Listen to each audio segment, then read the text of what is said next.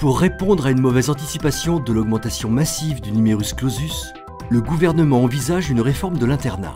Mais que prévoit cette réforme? La réduction du temps de formation de l'internat et surtout du post-internat est la principale mesure de la réforme. L'internat sera découpé en 3 phases et le clinica ou l'assistanat sera remplacé par la 3e phase de l'internat avec un salaire d'assistant.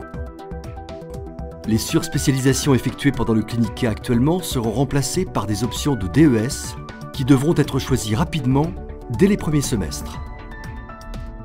Leur effectif sera contingenté, le coordonnateur ayant un pouvoir d'affectation au sein de ces dernières.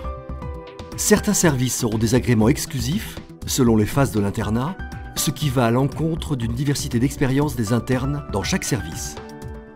Les choix semestriels se feront par affectation du coordonnateur et non plus par ancienneté et par rang de classement.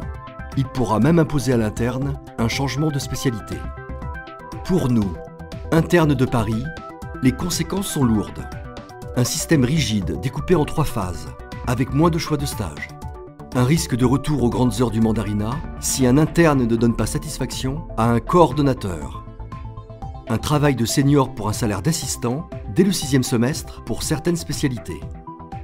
Le syndicat des internes des hôpitaux de Paris, qui vous défend, proposera un post-internat pour tous ceux qui en font la demande, une revalorisation du statut d'assistant, indigent par rapport aux responsabilités et au niveau d'études, une diminution du poids du coordonnateur, le maintien du choix semestriel selon l'ancienneté et le rang de classement, la consécration du droit au remords et du hors-filière.